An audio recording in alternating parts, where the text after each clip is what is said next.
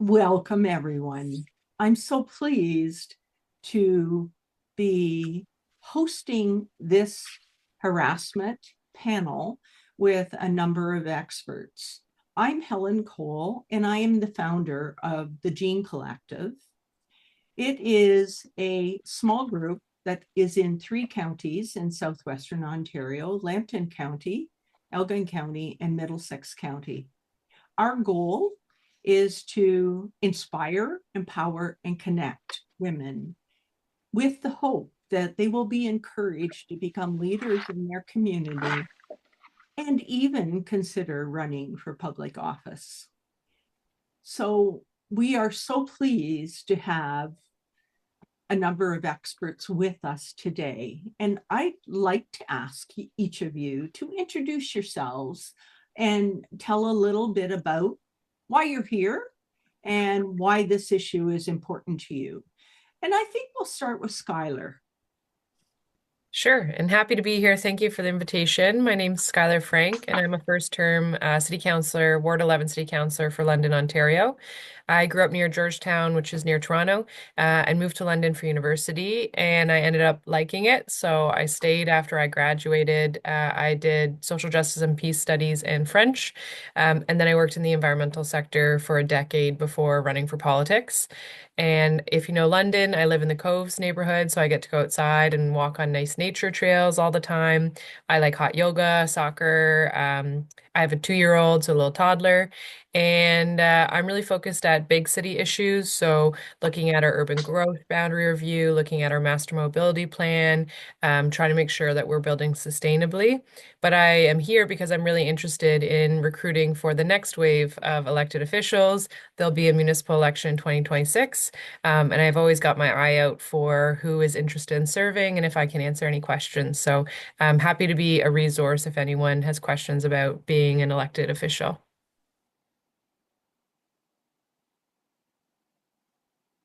Wonderful. Thank you, Skylar. Tamara. Hi, everyone. Thank you so much. My name is Tamara Small. I'm a professor of political science at the University of Guelph.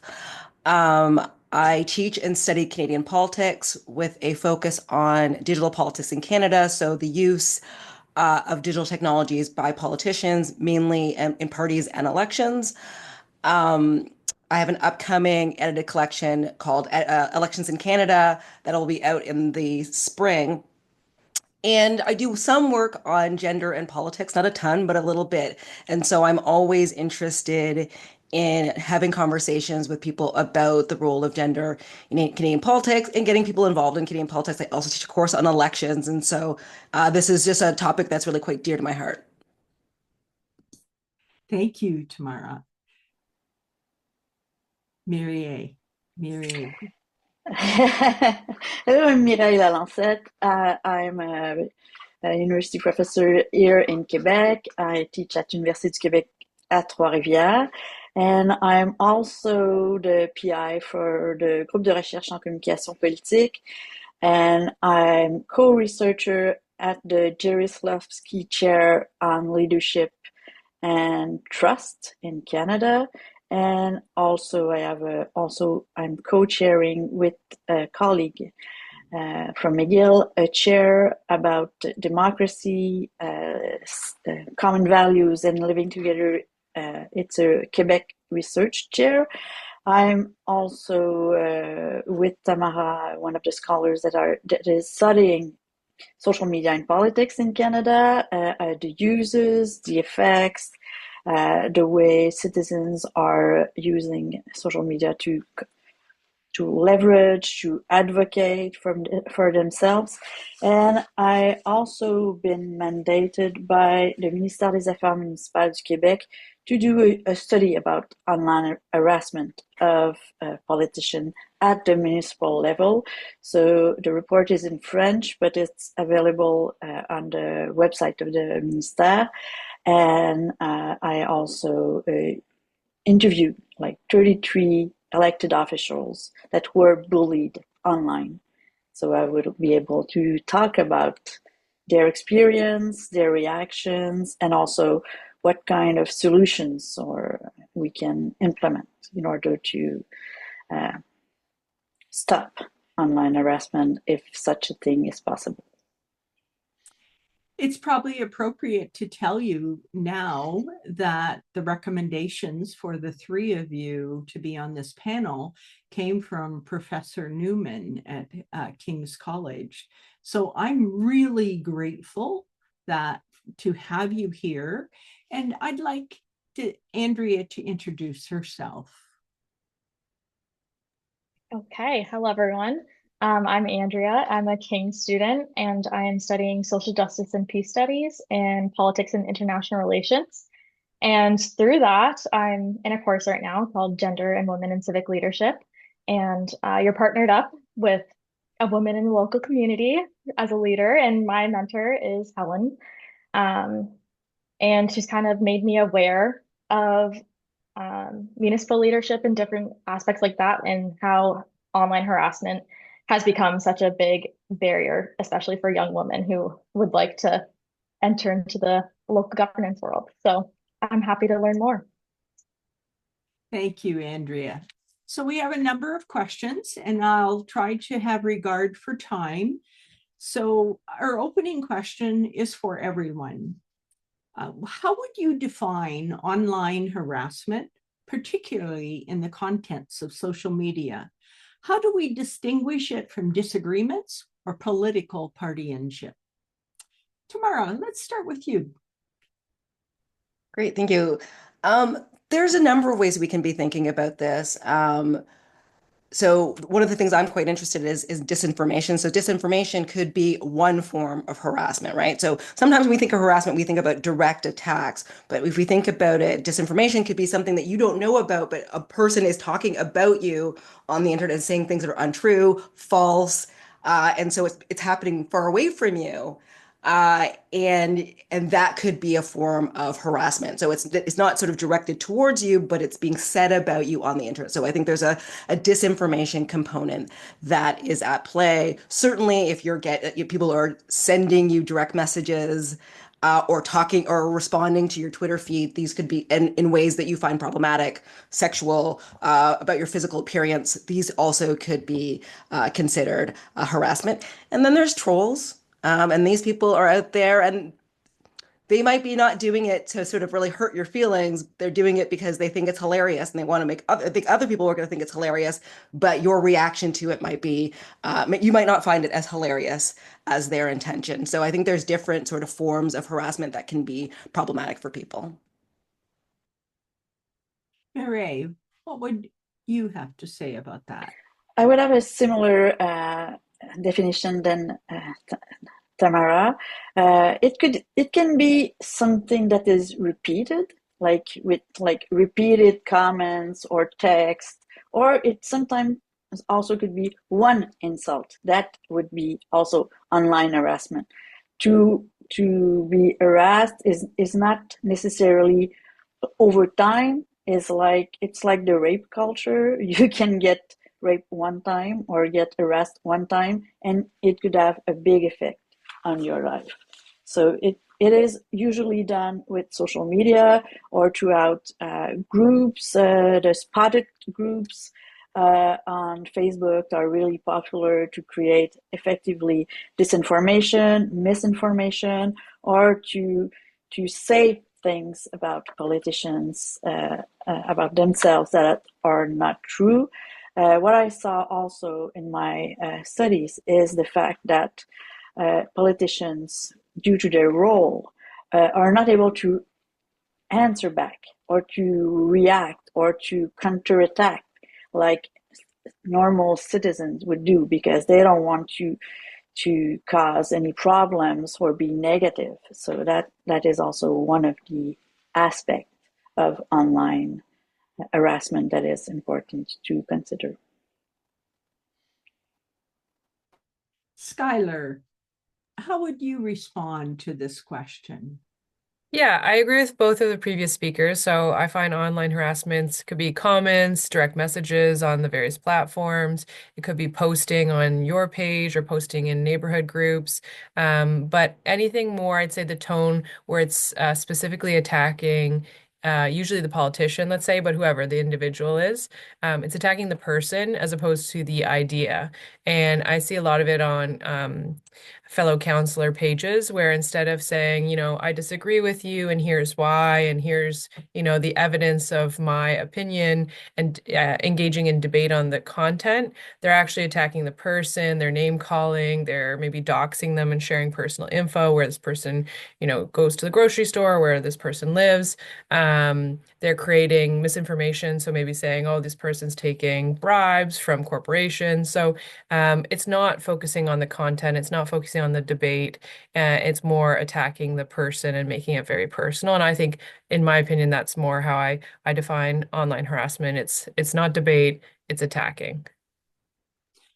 You're right. That's how I see it as well. So, do you think, Skylar, that it's possible to distinguish this from, um, because it's not debate? You're right. So, how do we distinguish it from just general disagreements or political partisanship? Do you have any thoughts on that? Yeah, again, I have a Facebook page and an Instagram. I don't have Twitter. And I'm quite happy to share content about what the city's working on, what my perspectives are on various topics. And when people post below, like, I don't think that's a good idea because of X, Y, Z. I think that's wonderful. I actually think it's very healthy. And then it gives me an opportunity to explain my perspective, gives me an opportunity to listen. Sometimes that might change my mind, which is the whole point of a healthy democracy and debate, is to hear these different opinions and think about it. But when I see messages that say something more like you're too woke, or you're a liberal or dipper hack or whatever, that's no longer a debate about the content or the ideas. That is an attack on alleged partisanship or whatever it may be. So I personally find actually quite easy to separate those two things because when I see it, I know what the difference looks like. Okay. We may need to talk about that another day of how you differentiate. Andrea, do you have any thoughts on this? I know you're a university student, but you're very keen, you're eager, and you're always interested in learning. Do you have anything you would like to add? No, I think I agree with all the different speakers. I think that when it enters the area of like personal attacks, like when you start talking about appearance, lifestyles, anything like that, and not the job that somebody is doing, that's when it kind of goes into the realm of harassment. So my next question, Skylar, you have answered it, but I'm going to ask you if you have any other thoughts that you would like to add. As a City of London councillor, how have you experienced online harassment, and what strategies or tools have you adopted to navigate it while maintaining public engagement? Yeah, happy to further expand. So I was thinking about this, and I find there's three main areas for online harassment that I notice. So emails, social media, and then, online posting boards like Reddit or London Free Press, the comment section that are not part of social media, but they're still very open for people to comment on. And I find, to be honest, emails can be the most scary, although again, I haven't had too many, but still a couple where it's, threats like physical threats, for example, or like, I'm going to drop these used needles off on your porch if you put this homeless shelter near my house. You should resign immediately. You're too woke. The United Nations is telling you what to do. There's like a couple themes that we can see that are somewhat present across Canada. So emails, they come in, and if they are very serious or anything specific, we send them to our chief of security and they review them. They can track IP addresses and give them a look. Social media, again, I find that a little bit less because that's just anonymous people online for the most part having nasty comments on various pages. Again, I'm only on Facebook and Instagram, which I find has a bit more control, although with recent announcement that there's not going to be any fact checking, that's somewhat concerning. But I got off Twitter within a month of getting elected because I couldn't stand how toxic it was. was. But with online, with social media, you can mute people, you can block them. So I find that I use that ruthlessly and effectively. And then the last part is, Reddit or Lund Free Press comments. I have gone on in my last 2.5 years of council. I have looked at the Lund Free Press comment section twice and regretted it instantly both times, because they're very focused on appearances. Again, I read about comments saying that I'm too fat, too stupid, too young to be in this role. I care too much about frogs and the environment.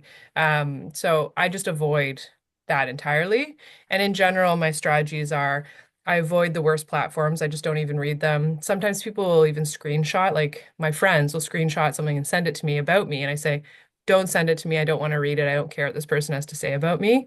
Anything serious, again, I flag for security, and I mute and block ruthlessly. And I don't get into any arguments online. I encourage people, if they have a problem, to email my corporate email if they'd like to discuss it. So I try to keep what I digest very small and narrow.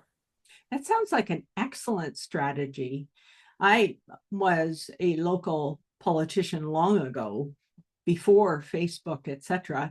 And so people used the phone in those days. And I found that could be difficult. And I can't imagine how it must be to be a local elected official and have all of these mediums that are available and can trash you in all kinds of ways.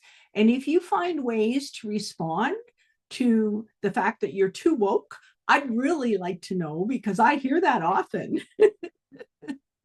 I take it as a badge of honor and I ignore them. Okay, well, that's been my attitude thus far. So my next question is, and thank you, Skylar.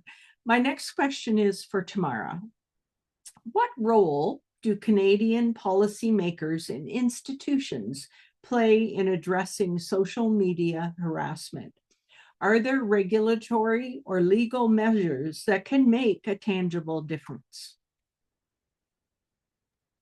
Yeah, I mean, I thought long and hard about this question. It's a little bit different, it's difficult to answer. So, certainly across the sort of legal spectrum, there are a bunch of like little bits of rules that exist for other things that can apply to this situation.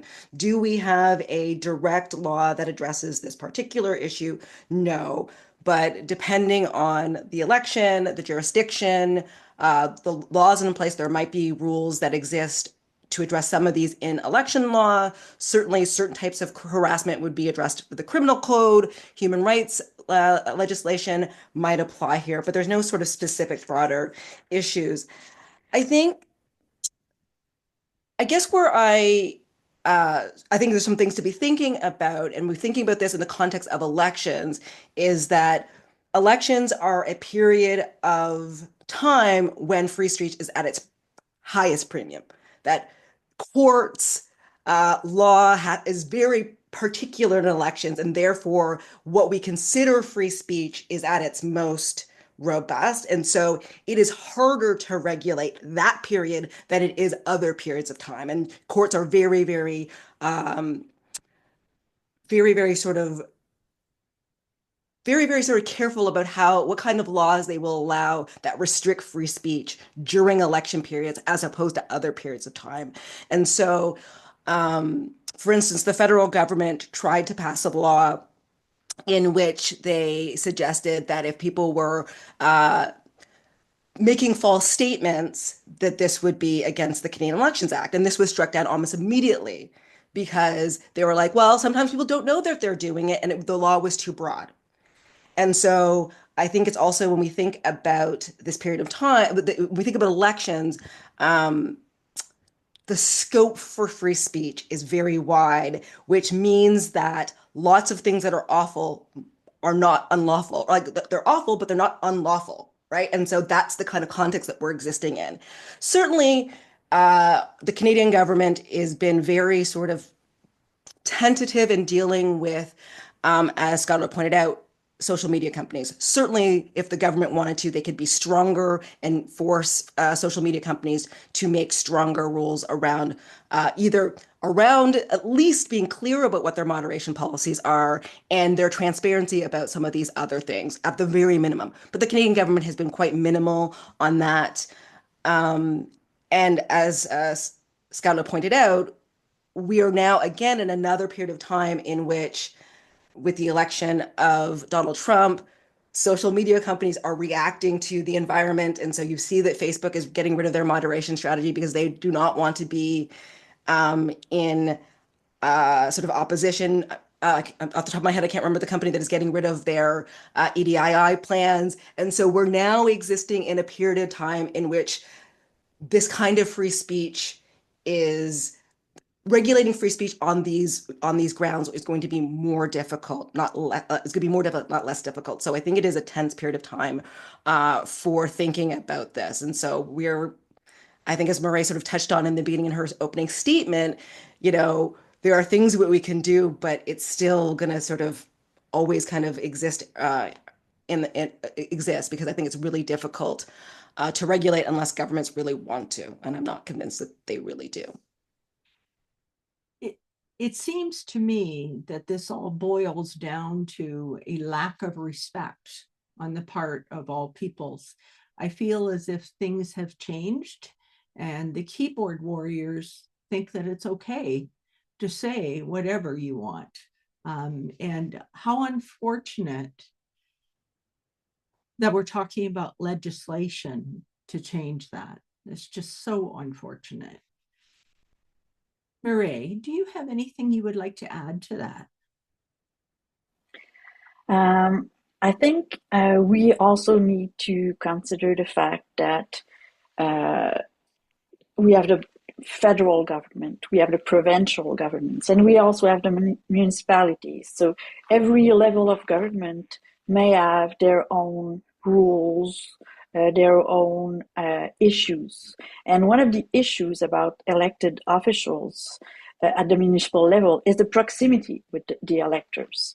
So they are more known, they are more implicated, they are more grounded in the community, and that may bring offline and online harassment that is different because they have impact in their communities. We know where they live, we know what they do.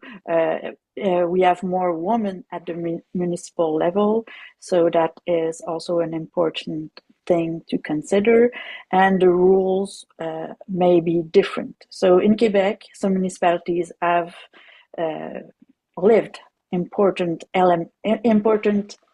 events of harassment and cyber harassment, and they made rules. They made rules in order to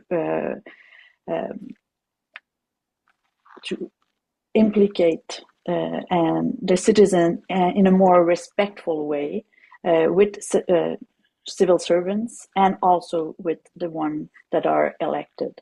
So that is also an important fact. I don't know what is the status of the elected officials in Ontario at the municipal level, but in Quebec, they are called what we call in French titulaires de charge. So they are not employees of the city. So they face harassment on their own because they cannot have help from the city or from the infrastructures of the city because they don't work for the city per se. I believe I've read, Mary, that there have been a number of women politicians in Quebec who have left politics because of the harassment issue. Is that correct? Yes. In the municipal level, 1 of 10 women that have been elected in 2021 have left because of harassment and the difficulty of doing their job. So yes. Is that one reason for some of the legislation that now exists in Quebec? Yes, and it is also in part related to the research that I've done and the recommendation that I've offered to the Ministère des Affaires Municipales. So they were able to implement new rules following the fact that I did this research, and it was like empirically based on real facts. So yeah. Excellent, excellent. Tamara, this next question, I had Mireille's name beside it, but I'm going to ask you first. So what unique barriers does social media harassment create for marginalized groups, particularly regarding gender, race, and ability? How can these barriers be mitigated? Mireille will talk about this in a lot of specific detail. She has a lot of research that she's done. But maybe I will start with the fact that I have been working on the internet and doing research on the internet since 2000. I do not have social media. I do not use it, in part for these reasons. And I understand that because of that I'm not a public official. There's no sort of belief that I must have it. But people are always like, oh, when Twitter was really important, they would say, oh, I wanted to like at you. And I'm like, well, I don't have a Twitter feed. Are you insane? You think I'm a black lady? You think I'm just going to go get a Twitter feed? No, thank you. Um, and I'm a university professor, right? And I would just sort of learn very early in my career that I did not personally need to bring this into my life. But I have that luxury because I'm a university professor, and therefore it's not really an essential part of my job. It's not an essential part of people's belief about what the public sphere is. And so I can just be like, nah, whatever, I don't need it. But I understand that for politicians, particularly, there's a debate around social media, that social media is part of the public sphere, it's part of the democratic process. And when we first start thinking about the internet, there is very much that, the internet, digital technologies were about providing people with opportunities to talk and discuss, and these are the benefits of it. And then we started to see the dark sides. And there are a number of them, and online harassment of women and people of color and people with disabilities is one of those dark sides. And you had made a point earlier that I sort of wanted to sort of bounce off of, which is, this is at both a social media problem and not a social media problem, right? People were always kind of terrible. The difference is now is we've given them a technology in which they can be anonymous and be terrible all the time, right? And so I think it's really important to think about the fact that misogyny, racism, sexism, ableism exist in Canada. Those are just facts about our country. The difference is in 2025 is that many of us have tools in which we can express those sexist, racist, ableist, homophobic views whenever we kind of feel like it. And so lots of the research that I will let Mireille sort of speak to talk about the fact that social media and this is not just for politicians. Social media is just not a great space for women, people of color, kind of most of the time. But for politicians, there definitely is a gender divide in this idea that male politicians clearly face very serious criticisms online. Like the idea that that's not happening, I think is probably untrue. It's just that the nature of the critiques that women, people of color, people with disabilities face is very different, right? And so it's much more targeted, it's much more focused, and it has that much more sort of malicious tone. And so maybe I'll turn it over to Mireille to sort of dig into some of the research there. Thank you. So who is harassed is mostly women of color, women who do not fit the gender norms, and also women who who are considered feminist, and also women who speak in more male environment. So we have all that in these categories often when we have elected women official. So yes, and Tamara is right when she says that harassment is different for men and women. I was once in a committee and about online harassment at the National Assembly in Quebec, and we had like male elected official and women elected officials, and one of the problem was the sexualization of the harassment. So women get dick pic, and you should not cut this element when you will make the video. So they get, this is a reality. They get sexualized, they get dick pic, they get rape threats. And so the men were joking, saying, I would like a picture of someone's breast. That would be really nice. But this is not the same messages when you send someone, a woman send someone a picture of openness and saying, I want to have sexual intercourse with you. It is not the same thing as getting a dick pic or saying, I will rape you or I will leave you needles on your front porch. So this is different. So the reality of online harassment and harassment, a real one, is that is creating fear. And when you're afraid, you stop to talk. You change your behaviors. You change your way you want. You change the way you dress. You change the way you will interact with people. You change the way you will answer some questions. You find ways to be non-threatening. So that is also changing politics for women.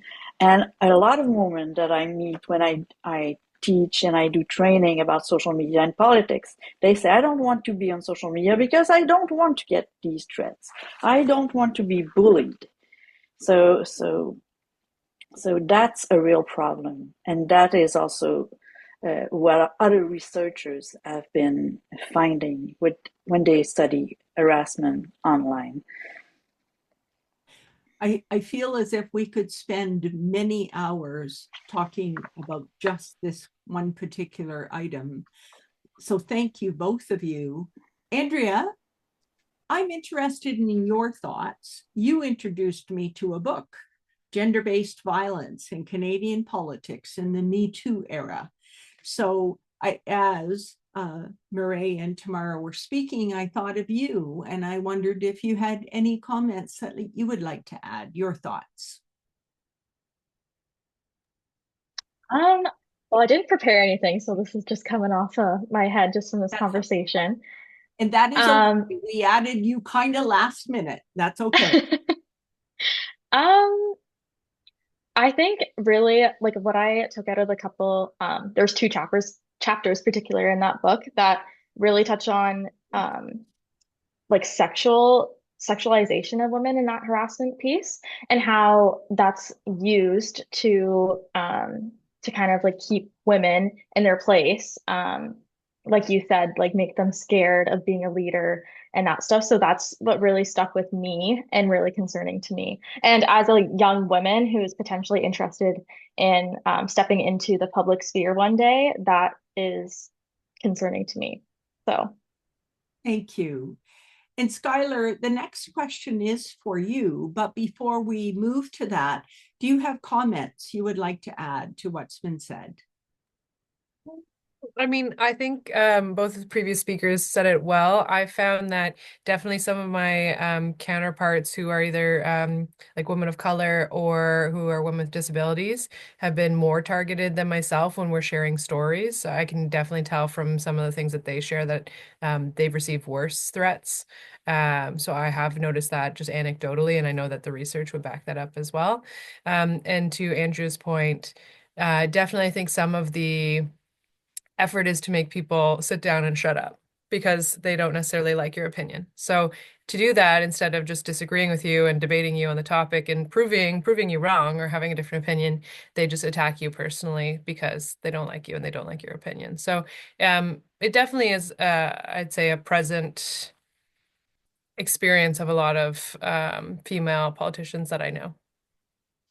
So before we move to your question, I would like to add that, Murray, I think you really hit the nail on the head when you said it does change our behavior. I find that even with myself, because unfortunately I do read the social media, but I'm not a politician, so I guess I'm okay. And it makes me think twice about how I act and how I respond. Because let's face it, misogyny is still very evident and very prevalent. And I personally think that there is a US politician who's made it okay to show that characteristic. So, Marie, what you said, I just thought, that is so true. I do that. And I think it's important for anyone that's watching this to make sure that they have their support system, their support groups to help them along the way, and also to act as their sounding board through this entire process. Which brings me to Skylar's question. So, Skylar, who or what has been your most significant source of support in dealing with online harassment, and how vital is building a strong support system for public figures in this space? Yeah, I'd say it's incredibly important to build a strong support system. My family and my partner, my friends, are really there for me, I'd say. But honestly, I don't talk to them about any of this because it would make them too upset and too scared.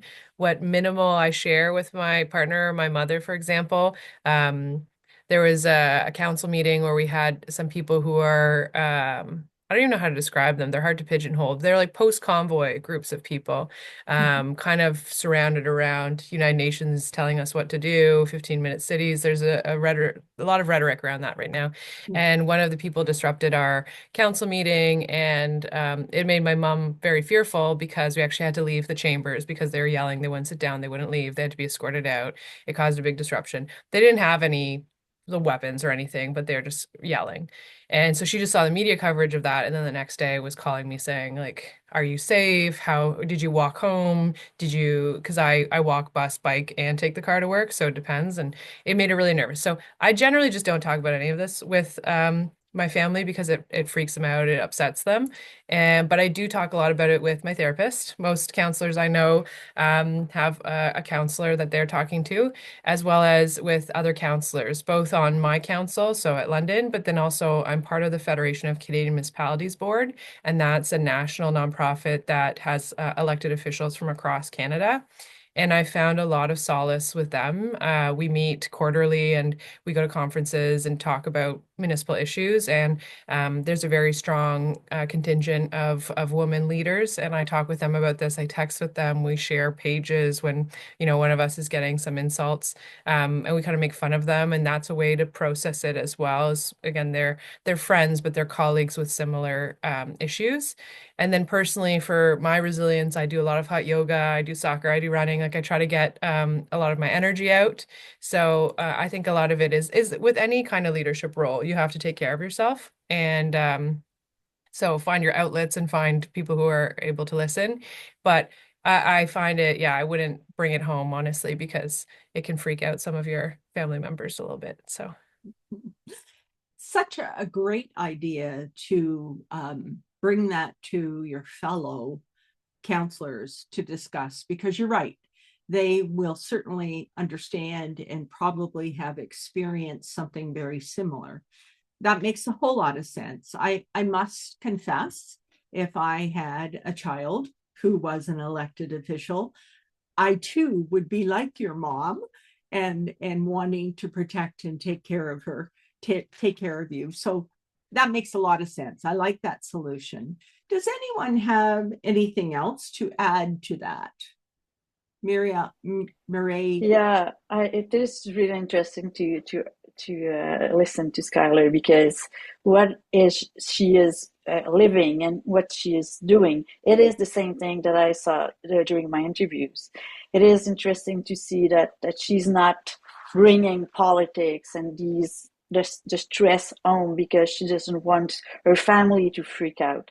Usually, it was more of the men that I've interviewed that had this kind of reactions, and also the fact that she needs, uh, in order to be able to continue doing politics, to do hot yoga, to walk, to run, to see a therapist, to surround herself with other colleagues that are living the same thing. So the fact is that we don't question these attitudes. We don't want to change the system. We react to the system. And this is also part of what I saw and heard during my interviews with the elected officials in Quebec. So, how can we change politics? How can we change the way we are behaving uh, between us? Because the fact is, if Skylar were to report the violence and the things that she's living, she would get the same reaction that my elected officials that I interviewed had. It would be, if you can stand the heat, get out of the kitchen. Mm-hmm. So you need to toughen up. This is the way politics works. And maybe if all the person that are doing politics were to sit down and say, maybe we should do politics differently. Maybe we should treat each other with respect. Maybe instead of being a bully to Skylar and the others, we can discuss the ideas instead of what she's wearing to work. So, and we never question the system. We systematically question the people that are living it, and they need to change, and the system itself doesn't change. Tamara, where can we find, Murray, where can we find your research? It is on the website of the Ministère des Affaires municipales du Québec. Could you put that in the chat for me? Because I would like to make sure that that is available for anyone to read. And one of the things I've recently learned is if you open it up in Google, it translates for you. Did you know that? Not that. Okay. I'm not sure the translation would be like the good one, but yeah, you could start and find a way. So I will put it in the chat right now. Thank you. Okay, so I have a few questions that are for all, and I think we'll perhaps start with Skylar for this one. How do women and minority leaders balance being accessible while protecting themselves from online abuse? What strategies have worked well in your experience or research? And I do know you already touched on this, but if you have more to add, that would be great. Sure. So kind of revisiting some of what I said, but definitely limit what you read. So there's a lot of noise online and you don't need to read all of it. We have enough in our agenda packages to last us many evenings of reading with a hot coffee or a tea or something. So you don't need to spend time scouring the internet looking for your name on these boards because it's a lot of negativity and it's people that don't know you. It's people that don't actually know what you said at council. They're not watching the YouTube live stream. So limit what you consume. I'm ruthless about blocking and muting. People are like, how dare she mute me? Again, like I see somebody, I'll mute somebody or delete their comment or I'll block them. And when I used to have Twitter, another reason why is because they could see if you blocked them. And I had people who would screenshot that, share it, and then people would screenshot that because I can't see that they have shared that they're mad that I blocked them. And I'd say like, don't send this to me. I don't need to know that they're mad I blocked them. I don't care. They were like rude. So they're gone. It's not, I think people think that, again, the argument of free speech, well, and you're an elected official, you have to be available to everyone, everywhere, all the time. This could be a Russian bot but for all I know, I don't need to be available to them. So I block and mute a lot. I also have a bit of a zero tolerance approach. So I know there are some other counselors who, at the start of their term, they'll post, this is how I'm going to be engaging on my social media. It's a one-way communication. I will not be responding to you. If you would like to communicate with me, you can send me an email. So you can be very explicit in how you consume and how you use it, and you can let people know that. And then I'd also say pick your battles. So there's some social media posts that I'll comment on or I won't. Like I'm in a lot of neighborhood groups on Facebook, like neighborhood associations, and they'll post something and then start complaining about the city. And I'm not going to just dive right in and get in the middle of this. But if somebody tags me and says, Counselor Frank, what do you think or what's the solution? Depending on what it is, I might respond. But the second you get into one of those, then it's like hundreds of people who are blah, blah, blah, and you could spend days answering Facebook posts. So again, I pick my battles and I try to make sure I'm spending my time where it is most valuable. And I prefer to respond to phone calls and emails because I know they're with like a direct person. Usually they're actually asking for help and support, and I can help them with a resolution. Online, I find for the most part, people are just complaining. So I think it's just being very thoughtful in how you use and consume it. And I have said to people before, once I'm done in politics, I'm not going to be on any social media platforms.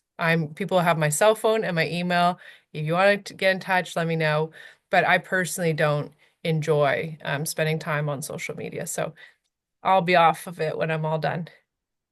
So I think what you're describing is setting your boundaries. And would you recommend that as a new counselor, that's something that you do right at the very beginning when you're elected? And perhaps it might look like saying that you have, there's a counselor in Chatham-Kent that comes to mind where she puts a lot of the decisions and discussions about council deliberations on her different social media. I like it because then I know what's going on in that community, which is my hometown, by the way.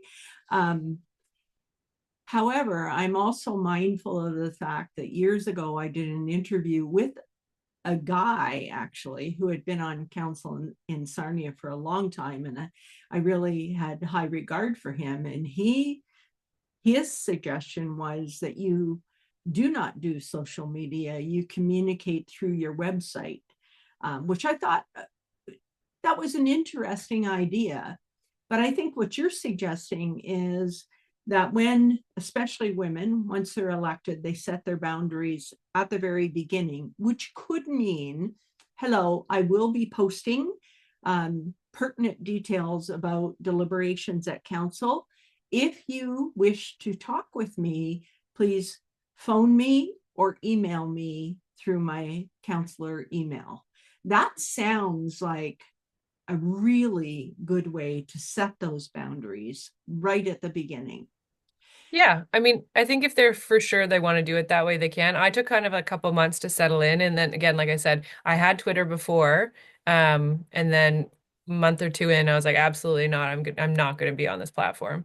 So I did it. That would have been like December of 2022. So it was before it was even bought out by X, I think. So yeah. I would also say there are people on council, my council, that don't have any social media. I can think of three older gentlemen who don't have any presence and have won many re-election campaigns. So, I think there's this belief that it's like a necessity in modern age to have a platform. I don't think that's true. I think like we had a 25% voter turnout in the last municipal election in Ontario. And I think that people don't necessarily engage, whether on social media or in the traditional media with CTV or CBC or whatever. So during elections, I think the best thing you can do is go and knock on people's doors and talk to them as a human being. But I do think we kind of get wrapped up that since social media seems all present and consuming, you have to have a presence. So I'd almost say like whoever gets elected, spend like a month or two thinking about how you want to communicate to people. I have an e-newsletter people can sign up for, but I have way less followers on that and subscribers than on my social media. So it's, they're all tools and you just have to decide how you want to use them. I just think social media is probably the meanest tool. So decide. I'd say, yeah, settle in and decide is what I'd recommend. So when you have mentioned a couple of times blocking individuals, I'm assuming you block if their behavior warrants it in terms of being rude or attacking, etc. Would I be correct in that? Correct. Yeah. If they send me DMs that are rude or aggressive, I'm not blocking people for different opinions. I don't care. I leave them. I don't comment on them, but I leave them. But yeah, if they're getting aggressive or if they start, some people attack like other people on my threads, on my posts. And so then if they're attacking somebody else for not a good reason, I'll delete them too. Okay. So next question that is for all. And so perhaps I'm not sure who to start with. So I'll read the question and whoever jumps in first gets to answer it. So the question is, what can social media platforms and bystanders do to intervene or prevent harassment? How can we hold platforms accountable for content moderation failures? Don't speak. I could jump in. Yeah. I think there's I heard an analogy. It's not mine, but I forgot the name of the person that was on the panel with me sometimes. So if we were to live in a city and drinking water was contaminated, the city would regulate and do something really quick because we would be drinking toxic water. So if we say that social media is like drinking water and it has part of some substance is toxic, why don't we regulate it? Why don't we make rules for people not to be rude, attacking, or harassing people? So social media will not do that because they are more libertarian people who like free speech. They want money. They want people to be there, and we know that they hire people for us to get like addicted to the constant scrolling and constant like constant attention that they are getting.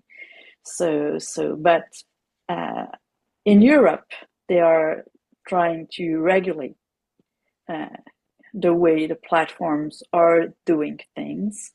And I think it might be like, if we see it in like an environmental issue, a way to tackle the problem. So because it is part of our weekly, daily, hourly habits of going into on these platforms and getting informed or not.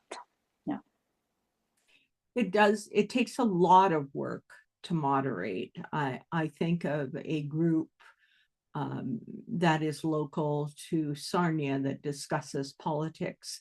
And I know the individual that manages that group he recently retired a couple of years ago, and this takes a great deal of his time just to maintain and ensure that it is moderated. So I'm not sure what the answers are. Tamara, do you have anything you'd like to add to that? I mean, I think Maria covered it. I think that, these are businesses, right? And I think what's sort of interesting when we think about social media is that they're private organizations that have unfortunately have been inserted into a public circumstance. When we think about democracy, we have now normally when we used to think about politics and democracy, you had public institutions and citizens. And then, and even when we had media organizations, because they were so few, you could have rules around them that would allow you to sort of deal with them at the edges, that allowed them to sort of behave in appropriate ways. But it was much easier because there were fewer of them. But now you have social media. And so even though there's a few companies, they represent significantly more people, right? They're very extremely valuable. So to take another analogy, sort of similar or different from an MRA, is that like, social media companies are like oil. Data is oil. Like this is what we're selling. Like these are oil companies. And so governments are extremely reluctant to be getting into things because let's be clear, governments also want data. Everyone wants data. Like data is the new oil. And so the issue that we're facing is that we have very important private organizations that are intermediaries in a public process of democracy.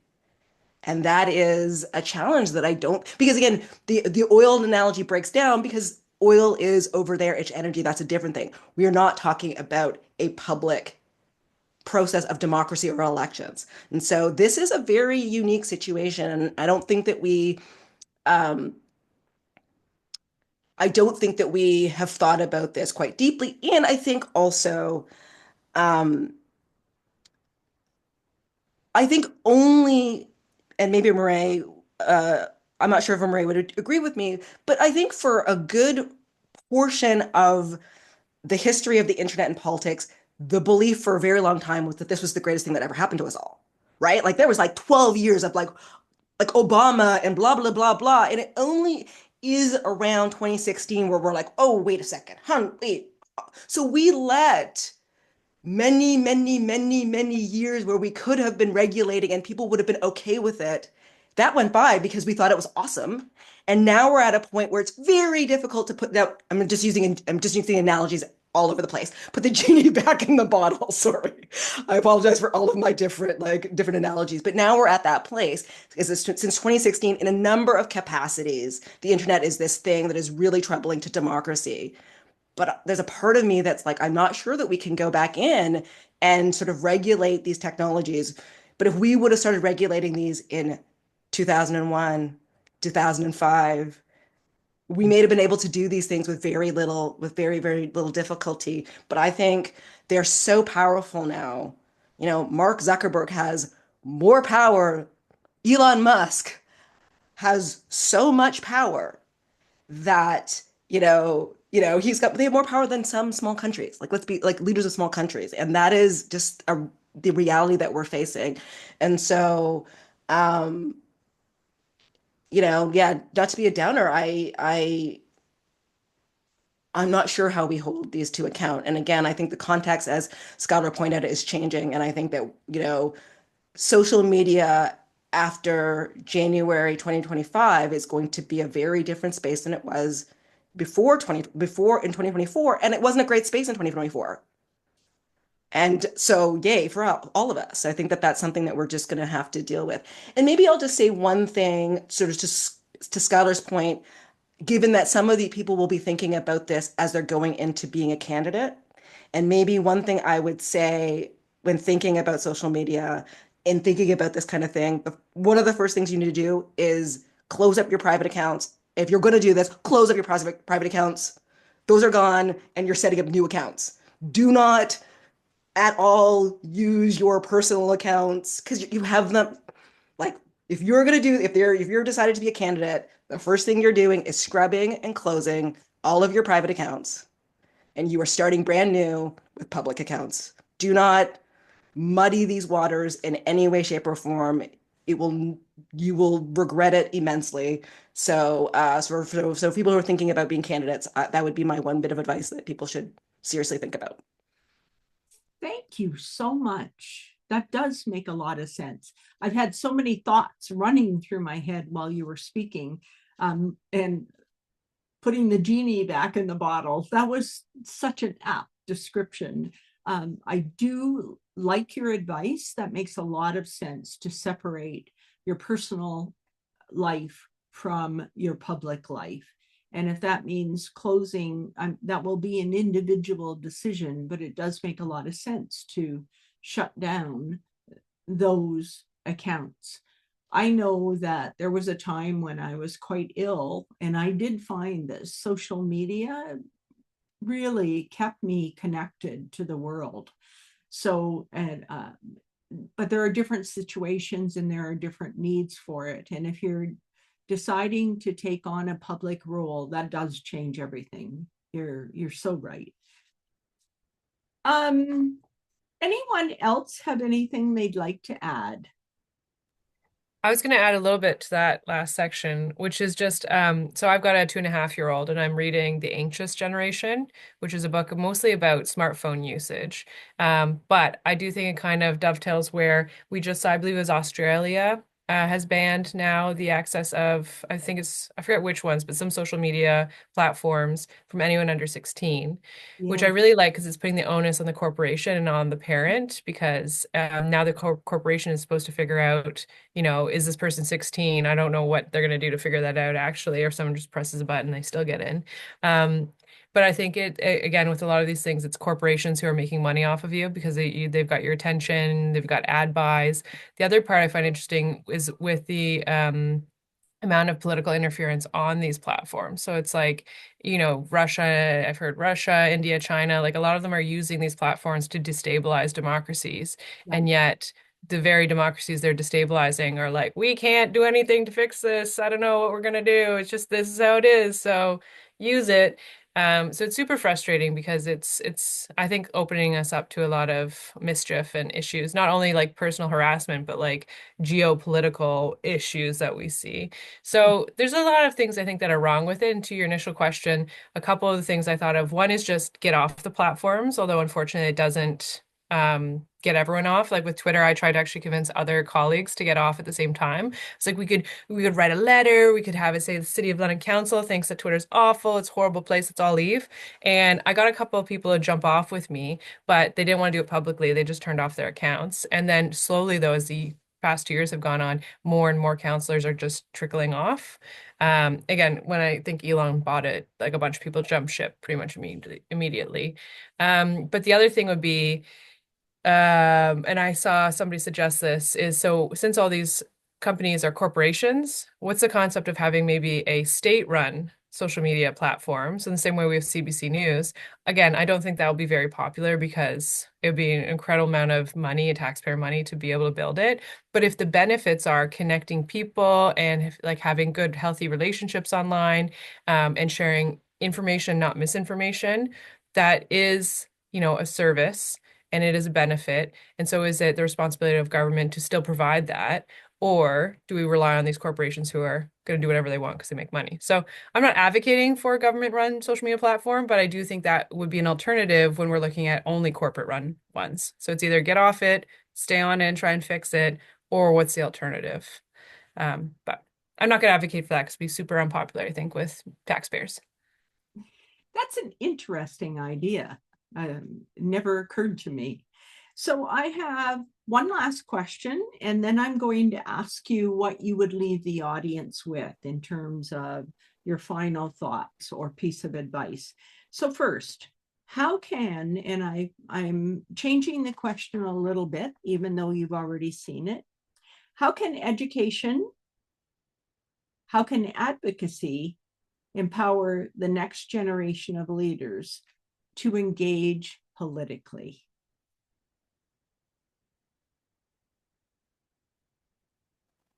I think education can help the users to behave differently, to be able to to see what is disinformation, misinformation, and not like use that or spread these kind of news. I think advocacy helps people to be sensitive about the issues of who is on the other side of the email that you're sending, on the text that you're writing. So it helps creating a new way of seeing the others, of seeing what is good information and what is like the good practices of social media. And as my friend and colleague was saying, Tamara, social media is not one thing. it has been many different things over the years, and it's evolving and it's changing. In 2012, we were all about studying Twitter, and after that, it was Instagram, and now people are studying TikTok. So these are companies. This is evolving. Our practices are also evolving.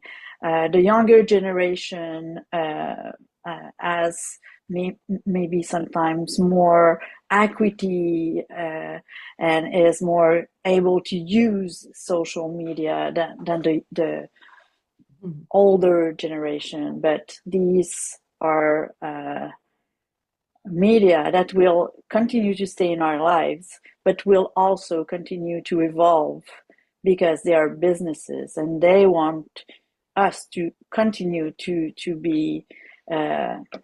to be there and to consume these media. Because they're selling. Yes. Andrea, I'd be interested in knowing your opinion. How you are the future. How can we encourage young people like you to become involved, to engage politically, either through a process of healthy democracy or running for elected office? How can we encourage you? I honestly think like through what we're doing right now, building community, um, gaining those like support networks such as the Gene Collective or whatever region you're in, um, and just being honest about like it's not all rainbows and butterflies when you get into the job. Like these are the barriers that you're gonna face, and this is how you're gonna have to deal with it. And yeah, I think that's really how we can encourage people to, even though it's going to be hard, you can still do it. Skylar, what comments would you add?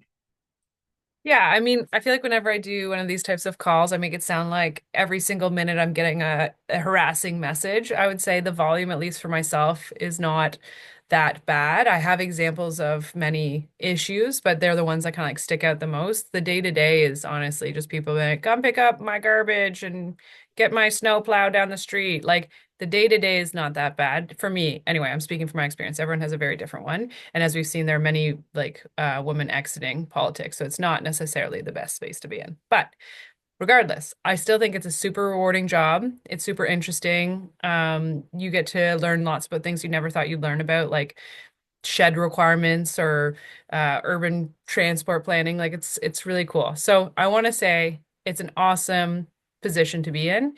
And the other thing I'd say is, again, I think people can choose to engage as much or as little as they want online, but really to me, it's more about going outside and talking to people, even in a campaign. Everyone thinks you need social media.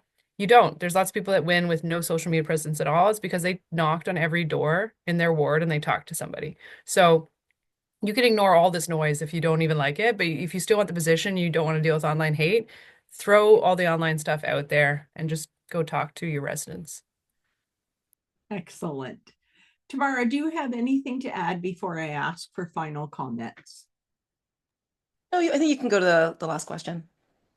Okay, so I would like to ask each of you, what would you leave the audience that will view this? What is your one lasting thought or piece of advice that you would like to leave the audience with? And that will include you, Andrea. So let's start with Tamara. Sure. I'm going to build off of Skylar's comment, and this is a quote that I found from somebody else, but I'll read it because I thought it was um, quite useful. Sorry, let me just find it. She says that she's talking about Twitter, but I think this applies. She's like, your timeline is your queendom. It is not a democracy. You should embrace blocktivism to make the online environment more pleasant, right? And so I think the point that this is from a book by let me find the name for you. I can't find it right now, but the whole book is about sort of online hate that women face in a variety of capacities. So not just politics, she was talking about the gamer industry, just broadly. Um, but what she was suggesting in this book was that women have been taught to be really, really accommodating. And so there's this sort of sense that you've got to be accommodating on social media. And she's like, girl, no, it is your feed. If you don't want to take this, don't take it. Right. And so I think Skylar's right. I think that each, so maybe I'll put it this way. Each individual person who's going to use social media is going to have to decide what their boundaries are. And then you just live with them, right? So some people are going to say stuff to them and they're going to respond and they're going to be comfortable with that response and they're going to be comfortable with that blowback. Awesome. If that's you, do you. But if that's not going to be you, you shouldn't feel bad that you're not the person who is fighting back. Like the idea that all women have to fight back online, and if they're not fighting back online, they're not being a good feminist or they're not being a good like sister. No, like you got to protect you. It is your timeline. And so I think Scarlett like rightly pointed out is that each person needs to come to social media with a sort of clear objective about what it's meant to do for them in their job. What is it meant to do in the campaign? What is it meant to do as a politician? And then when it is not doing those things, mute it, block it, close it up, right? And so I think that there's just sort of always a sense that, as Scott pointed out, that you must use it. She's right, you don't have to. And that you should just take these comments because it's part of democracy. It's not. So, I think that people just need to own the fact that this is their space, this is a space that they're providing to people. And if people are not using it correctly, be totally cool with that. Tamara, I love that. Thank you. Who would like to go next with their final thoughts for today? So I would say, following Tamara, that yes, it is your space. It's like inviting people in your home. And in your home, you have rules. You get up at this time, you put your shoes on, you're or off, or you have like vegetables with your dinner or not. So it's your place, your rules. Go see Melanie Joly Facebook page. It has like rules of conduct there. So you need to follow these rules. And if you want to interact on her page, you need to follow these rules. It is her space. My second advice would be think about who is your public. Is your public old, new?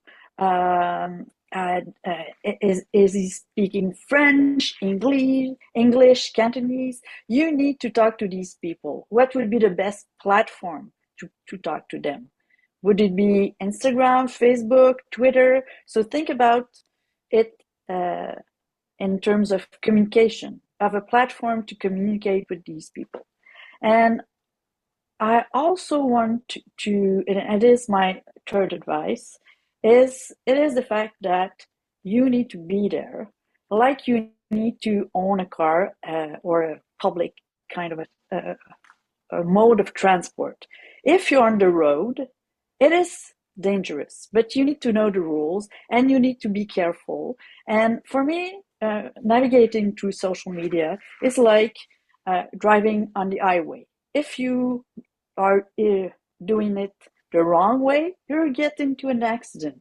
If you're not cautious, you will have some problems. That is the same thing with social media. So you don't need to be afraid.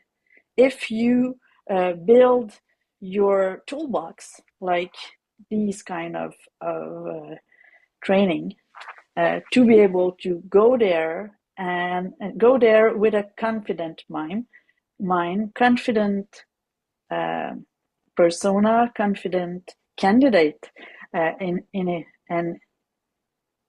it's not by avoiding it that you're going to be empowered, I think. Okay. Skylar, what would I think be this is all super good advice. Mine would be if you don't want to be on social media, don't be on social media. But if you are going to be on it because you think it's important for your election or for you to communicate with your residents, I have been given this advice many times or been given it, but so I wouldn't take criticism from somebody I wouldn't take advice from. So it's like if somebody's online, you don't know them. Again, they could not even be one of your residents. They could be somewhere else in your city. They could be in Alberta. They could be in Russia. Like, who cares what they have to say? And I think that's easier said than done because I think, again, people take people's opinions personally or not, whatever. I generally don't care about other people's opinions unless they are a resident or somebody I trust and would get advice from. So I'd say as much as you can, don't care what random people on the internet have to say about you. Andrea, what would you like to add as final thoughts? Um, well, just learning from everyone else's perspectives. Um, I'd say, like even as Skylar said, leaning on your fellow counselors or anybody like that, and really just learning about people that have done it before you, had those experiences. Um, I think there's a lot to learn there. And I think it's great that everyone's saying, go ahead, do all the blocking and everything. I think that can be hard for some people, especially when you try to be can be hard to not to be like a people pleaser, stuff like that. But I think protect your peace and go ahead and do all the blocking is great.